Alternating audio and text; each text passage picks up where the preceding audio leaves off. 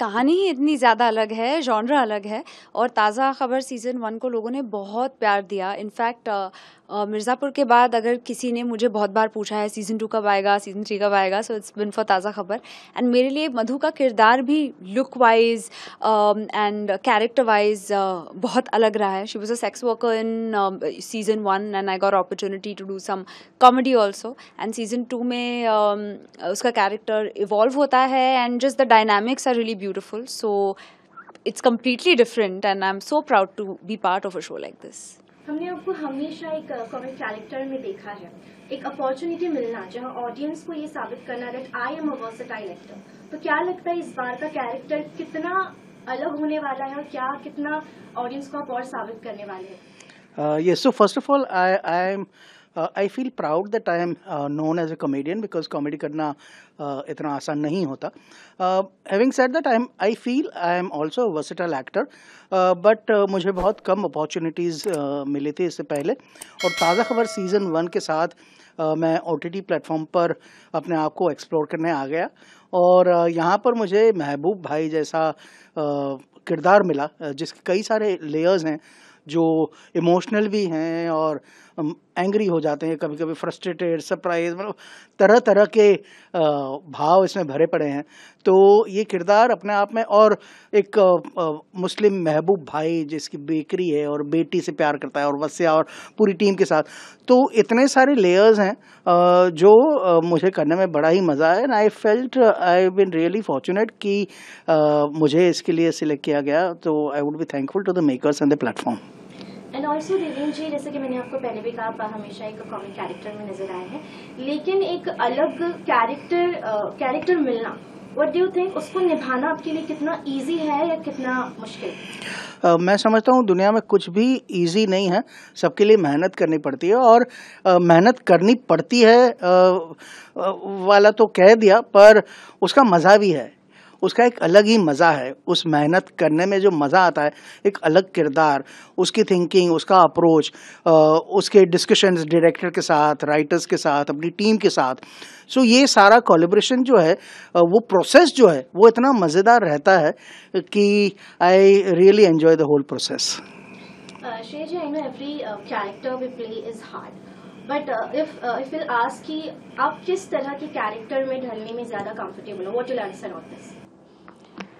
किस कैरेक्टर पे ढलने में कंफर्टेबल हो? Actually the thing is, you know, जो भी मैंने अब तक कैरेक्टर्स प्ले किए ना, for example whether it's Sweety Gupta from Mirzapur और Kashaf Quazi as a lawyer और Radha Bhargava as a news reporter, वो जो प्रोफेशंस हैं या वो जो पर्सनैलिटीज़ हैं वो कम्प्लीटली डिफरेंट है। So like Devendra sir also said कि हमें वो एफर्टलेस दिखाना पड़ता है और एफर्टलेसनेस में एफर्ट जाता है। जब हम इरफान खान साहब स्पेशली जब उनका परफॉर्मेंस अप्रिशिएट यू नो सब करते हैं, आज भी तब करते थे, what do we like about it is that ease. So I think उस ईज़ में बहुत मेहनत जाती है। एंड फॉर मी, जितना वो कैरेक्टर मेरी पर्सनालिटी से दूर हो उतना मुझे और मज़ा आता है, because you know as actors we are living different lives in one life time, और इसलिए तो हम ये करते हैं ताकि हम अलग अलग लोग बन सकें। देवेंद्र जी, हम आपको मल्टी टैलेंटेड बोल सकते हैं because you are also director और आपने एक्टिंग की दुनिया में भी पहले से कदम रखा है, तो क्या डायरेक्शन में कुछ नया मिलने वाला है हमको?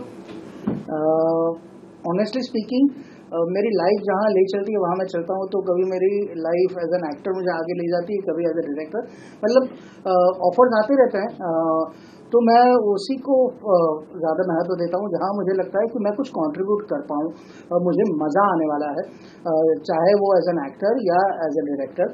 तो लेटली ऑफकोर्स सारा भाई के बाद, कमांडो 2 वगैरह डायरेक्ट करने के बाद, लेटली एज एन एक्टर मेरी गाड़ी ज़्यादा चल रही है and I am happy, I am enjoying the process.